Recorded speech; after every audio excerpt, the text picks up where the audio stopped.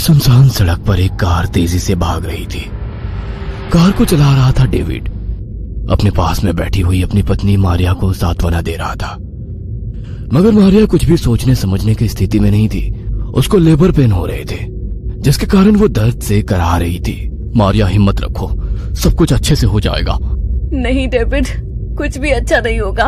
मेरा दिल बहुत घबरा रहा है। मेरी ही गलती है, मुझे संभाल कर चलना चाहिए था। आज तो नो मून नाइट है, बस आज की रात निकल जाए। नो मून नाइट के दिन मुझे मेरे बच्चे नहीं चाहिए। है? कैसी बातें कर रही हो? नो मून नाइट में बच्चे नहीं चाहिए? ईश्वर ने सब कुछ तय कर रखा है, वही होगा जो उसकी मर्जी होगी। कार जैसे ही हॉस्पिटल पहुंचा, वार्ड बॉय तुरंत स्ट्रेचर लेकर वहां पहुंच गया, क्योंकि डेविड ने पहले से ही हॉस्पिटल में इत्तला कर दी थी। डॉक्टर तुरंत मारिया को ओटी में लेकर गए। बाहर डेविड परेशान सा घूम रहा था। डॉक्टर, बस कुछ घंटे की बात है, आप उसके बाद मेरा ऑपरेशन कर देना। मैं नहीं चाहती कि अभी इस वक्त मैं बच्चे को जन्म दूं। देखो मारिया, वैसे भी ब्लीडिंग शुरू हो चुकी है, हम लोग कोई रिस्क नहीं ले सकते। कैसे भी बस आज रात गुजर जाए। डॉक्टर ने मारिया की बात को मानने से इनकार कर दिया और तुरंत ऑपरेशन कर दिया। मारिया ने एक स्वस्थ बच्चे को जन्म दिया। जब उसका जन्म हुआ तो हॉस्पिटल में तेज हवाएं चलने लगी और दूसरी तरफ कब्रिस्तान में हलचल होने लगी थी। कब्रिस्तान में एक कब्र से बाहर निकलकर कंकाल चलता हुआ धीरे धीरे हॉस्पिटल की ओर आ रहा था। जैसे ही वो हॉस्पिटल के करीब पहुंचा, एक साए में बदल गया और बच्चे के शरीर के अंदर समा गया। मारिया और डेविड बहुत खुश थे, मगर मारिया के मन में बच्चे को लेकर थोड़ा सा खौफ था, क्योंकि उसने बाइबल में पढ़ रखा था कि नो मून नाइट के दिन पैदा हुए बच्चे में शैतान का कुछ न कुछ अंश जरूर होता है। मारिया हैरान परेशान सी अपने बच्चे को गोद में लिए बैठी थी। अचानक उसके मुंह से कुछ लाल लाल सा निकलने लगा। मारिया के मन में शैतान वाली बात गहरे तक बैठी हुई थी। वो बच्चे के मुंह से लाल रंग निकलता देख जोर जोर से खून खून चिल्लाने लगी। नर्स उसकी आवाज सुनकर तुरंत वहां पहुंची। उसने भी देखा बच्चे के मुंह से लाल रंग का कुछ निकल रहा है। उसने तुरंत कॉटन ली और उसे क्लीन किया और मारिया को डांटती हुई बोली, काय को खाली पीली बामा बम करती है तुम लोग। अभी बच्चे को दवाई दी है, वो बाहर आ गई, और कुछ भी नहीं है। पूरा हॉस्पिटल सर पे उठा लिया। नर्स की बात सुनकर मारिया की धड़कन कुछ शांत हुई। उसने प्यार से अपने बच्चे को देखा। उसकी मासूम सी मुस्कुराहट में मारिया खो गई थी। हॉस्पिटल के 2 दिन शांति से निकले। 2 दिन के बाद मारिया अपने बच्चे को लेकर घर आई। डेविड ने दोनों के वेलकम की बहुत अच्छी तैयारी की हुई थी। जैसे ही मारिया घर में दाखिल हुई, उसके पीछे पीछे 2 उल्टे काले पैर भी घर के अंदर दाखिल हुए। उसी रात करीब 2 बजे वो बच्चा बहुत जोर जोर से रोने लगा। डेविड और मारिया उसे चुप कराने की बहुत कोशिश कर रहे थे, मगर वो चुप नहीं हो रहा था। तभी खिड़की पर एक काली बिल्ली आई और वो अजीब सी आवाज निकालने लगी। उस बिल्ली की आवाज सुनकर बच्चा एकदम खामोश हो गया और मुस्कुराने लगा। डेविड और मारिया एक दूसरे की ओर हैरानी से देख रहे थे। मारिया कुछ बोलती है उसके पहले डेविड बोल पड़ा, हम लोग भी ना कुछ ज्यादा ही सोच रहे हैं। हो सकता है कि बिल्ली की आवाज उसके लिए नहीं है, इसलिए वो चुप हो गया हो। मगर मारिया हैरान थी कि वो लोग 5वें माले पर रहते हैं, फिर दीवार की साइड वाली खिड़की पर बिल्ली कहां से आ गई? वहां तो ऊपर चढ़ने की कोई जगह ही नहीं है। मारिया खिड़की के पास गई। उसने तुरंत खिड़की से झांक कर देखा, मगर वहां ना अब कोई बिल्ली थी, ना ऐसी कोई जगह जिस पर बिल्ली बैठ सकती हो। मारिया हैरान थी कि बिल्ली कहां बैठी थी। मारिया का मन खराब हो गया। उसे पूरी रात नींद नहीं आई। अगली सुबह उसने तुरंत डेविड और अपने लिए ब्रेकफास्ट रेडी किया और डेविड को ऑफिस रवाना किया और उसके बाद अपने बेटे को लेकर चर्च पहुंच गई। मगर जैसे ही चर्च के भीतर दाखिल होने की कोशिश कर रही थी, उसका बेटा जोर जोर से रोने लगा। मारिया उसे संभाल रही थी, मगर वो चुप ही नहीं हो रहा था। बच्चे के रोने की आवाज सुनकर फादर बाहर आए। उन्होंने कुछ मंत्र पढ़कर उसके बच्चे के सर पर हाथ रखा तो बच्चे की आंखें एकदम लाल हो गई थी। उसने अपने सर पर से फादर का हाथ हटाने के लिए सर को इतनी तेजी से झटका दी कि फादर को धक्का सा लगा। वो लड़खड़ा गए। अब मारिया का यकीन पक्का हो गया था कि उसका बच्चा नॉर्मल नहीं है। फादर को भी लगने लगा था कि मारिया के बच्चे के साथ कुछ तो गड़बड़ है। उन्होंने मारिया के सर पर हाथ रखा और चर्च के अंदर चले गए। मारिया अपने बच्चे को लेकर चर्च के अंदर नहीं जा पा रही थी, इसलिए वो वहां से उल्टे पैर लौट आई।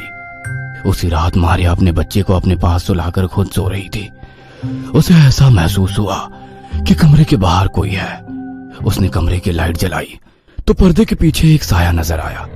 एक पल के लिए तो उसे लगा कि डेविड देर रात को ऑफिस का काम खत्म करके घर आ रहा होगा, मगर जब कमरे में कोई दाखिल नहीं हुआ तो वो तुरंत उठकर बाहर गई तो वहां पर कोई नहीं था।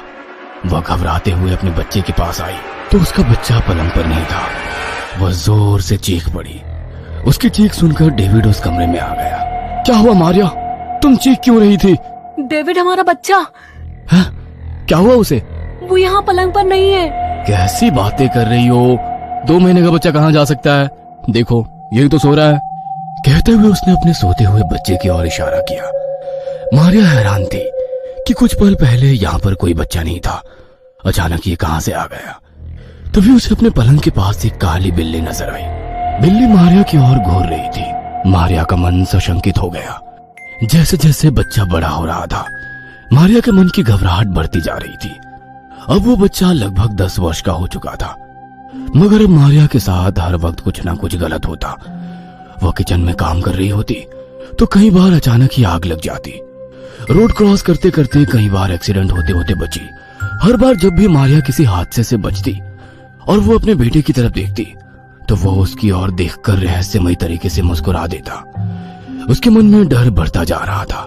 वह यही कोशिश करती कि अपने बच्चे के साथ अकेले ना रहे। एक दिन रात को डेविड देर रात तक ऑफिस से नहीं लौटा। घर पर मारिया अपने बच्चे के साथ अकेली थी। वो किचन में खाना बना रही थी और उसका बेटा टीवी देख रहा था। मारिया खाना बनाकर किचन से बाहर आई तो देखा उसका बेटा वहां पर मौजूद नहीं था। वो सब और उसे ढूंढने लगी। तभी उसे कमरे से किसी के फुसफुसाने की आवाज आने लगी।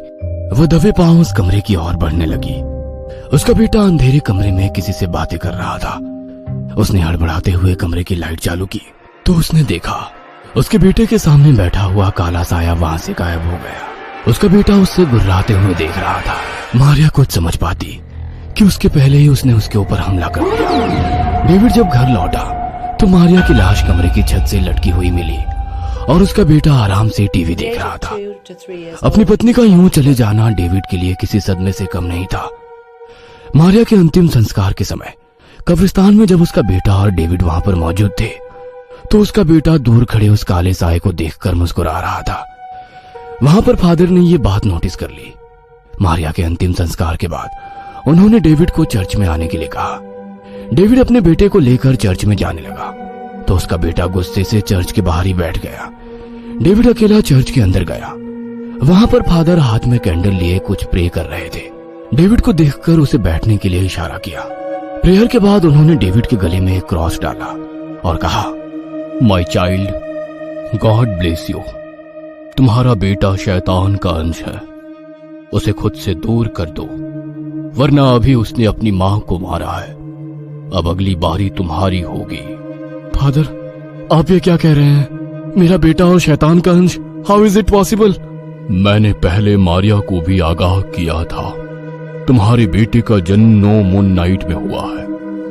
वो रात काली शक्तियों की रात होती है।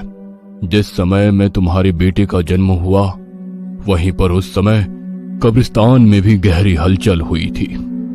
एक भटकती हुई आत्मा ने तुम्हारे बच्चे के शरीर पर कब्जा कर लिया है। मगर फादर, गॉड खुद कहते हैं कि इंसान का जन्म और मृत्यु उनके हाथ में है।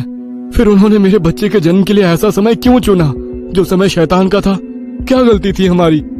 ये सब कुछ पहले से तय था। मैंने बहुत कोशिश की कि मारिया को उसकी मुक्ति का साधन बनाऊं, मगर शायद मारिया की मृत्यु उसी के हाथों लिखी थी, इसलिए मैं कुछ नहीं कर पाया। मगर अब मुझे पता है कि इस शैतानी मुक्ति का साधन तुम हो, इसलिए ईश्वर ने तुम्हारे बच्चे को उसका निमित्त बनाया है। मगर अब मुझे क्या करना होगा? कुछ नहीं, अब मैं जैसा जैसा कहता हूं वैसे वैसे करते जाओ। कहते हुए फादर ने कुछ सामान उसे दे दिया।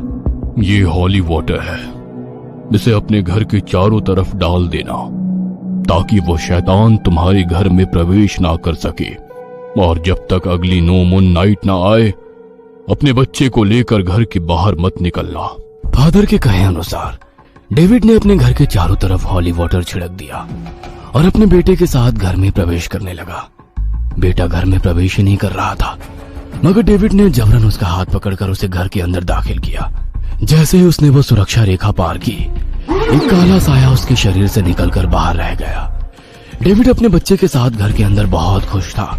अगली नो मून नाइट पर फादर अपने कुछ अनुयायियों के साथ उसके घर पहुंचे। उन्होंने डेविड के बेटे के गले में एक क्रॉस पहनाया और हॉली वाटर उसके ऊपर स्प्रिंकल किया। आधी रात के वक्त घर के बाहर निकलकर उन्होंने जमीन पर कुछ आकृति बनाई और हाथ में क्रॉस लेकर प्रेयर करने लगे। वह काला साया वहीं खींचा चला आया। मुझे जाने दो, वरना मैं इस लड़के को मार दूंगा। तो उसे मारना तो दूर की बात है, अब तो उसके शरीर में प्रवेश भी नहीं कर सकता, कहकर उन्होंने मंत्रोच्चार करते हुए हॉली वाटर उस साये पर डाल दिया। साया दर्द से कराह उठा। फादर लगातार मंत्रोच्चार कर रहे थे। उन्होंने आगे बढ़कर क्रॉस उसके गले में डाल दिया। क्रॉस के संपर्क में आते ही साया पूरी तरह जलकर हवा में धूल हो गया। माय चाइल्ड डेविड, अब तुम्हारा बच्चा पूरी तरह से ठीक हो गया है। God bless you both. David और उसका बेटा अब खुशी खुशी रहने लगे थे, मगर उनकी जिंदगी में मारिया की कमी हमेशा रहेगी।